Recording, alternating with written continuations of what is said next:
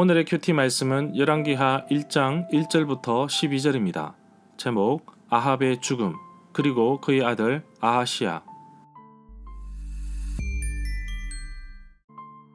먼저 앞뒤 문맥을 살펴보겠습니다. 열왕기 상이 북이스라엘에서 가장 악하다고 평가받는 아합 왕의 죽음으로 끝났습니다. 열왕기 하는 아합의 아들 아하시아의 왕 이야기로 시작합니다. 아합은 악한 왕으로 유명합니다. 이스라엘 땅에 바알을 숭배하도록 하였던 장본인입니다.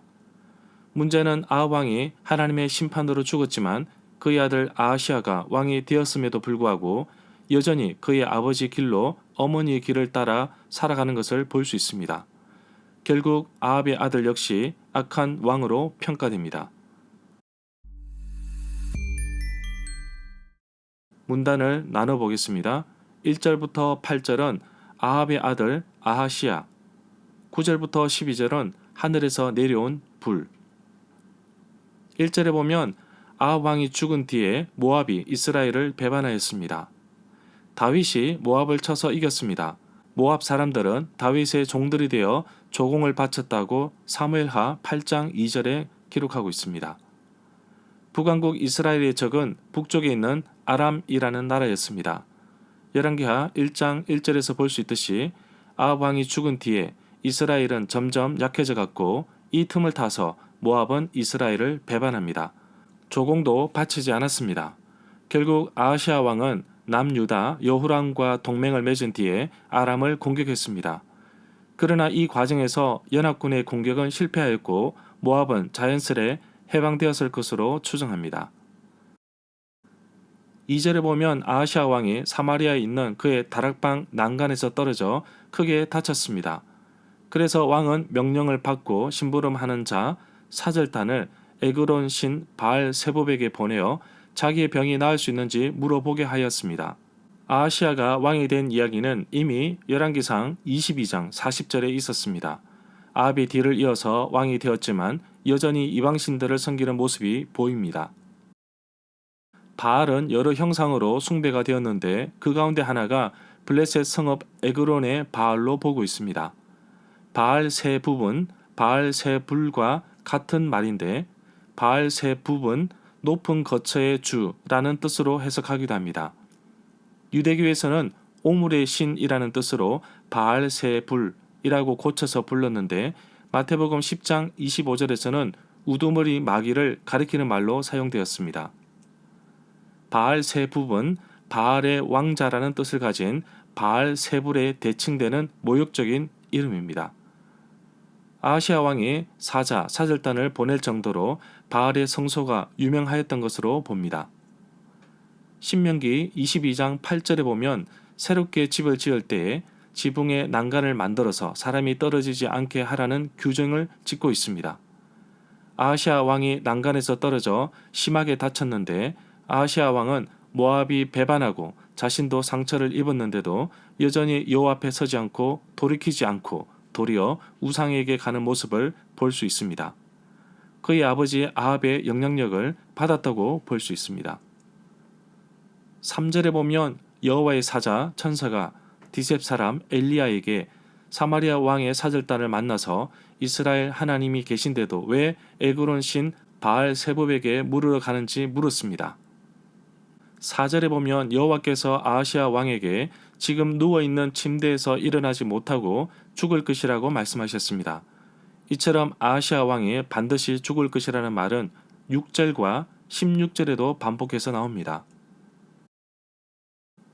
5절에 보면 엘리야의 말을 들었던 사절단, 사자, 심부름하는 사람은 곧바로 아하시아 왕에게 돌아갔습니다.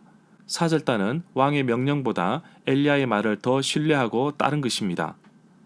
6절부터 7절에 보면 사절단이 아하시아 왕에게 사실대로 말하였고 아하시아 왕은 만났던 그 사람 엘리야가 어떻게 생겼는지 물어보았습니다. 8절에 보면 심부름하던 사람 사절단이 아하시아 왕에게 만났던 사람의 모습은 털이 많고 허리에 가죽띠를 띠고 있었다고 하자 아하시아 왕은 단번에 디셉 사람 엘리야라는 것을 알았습니다. 털이 많은 사람을 개역 개정 성경 난해주에서는 트롯 입은 사람으로 번역하였습니다. 스가랴 13장 4절에 보면 사람들을 속이려면 트롯을 입었다는 반정이 나옵니다. 선지자 엘리야를 연상케 하는 외모적인 모습이 이스라엘 사람들에게는 상징적인 모습이었나 봅니다. 마태복음 3장 4절에 보면 세례 요한이 낙타털 옷을 입고 허리에 가죽띠를 띠고 있었습니다. 세례 요한의 외모적인 모습에 사람들은 엘리야를 머릿속에 떠올렸던 것입니다. 9절에 보면 엘리야를 만났던 사절단, 심부름하는 사람들은 가던 길을 돌이켜 왕에게 돌아갔지만 아하시아 왕은 여전히 그 마음을 돌이키지 않았습니다. 아하시아 왕은 선지자 엘리야를 대적으로만 생각하고 하나님께서 전하신 메시지로 생각하지 않았습니다. 결국 군대 50부장과 부하 50명을 보내어 잡아오게 하였던 것입니다.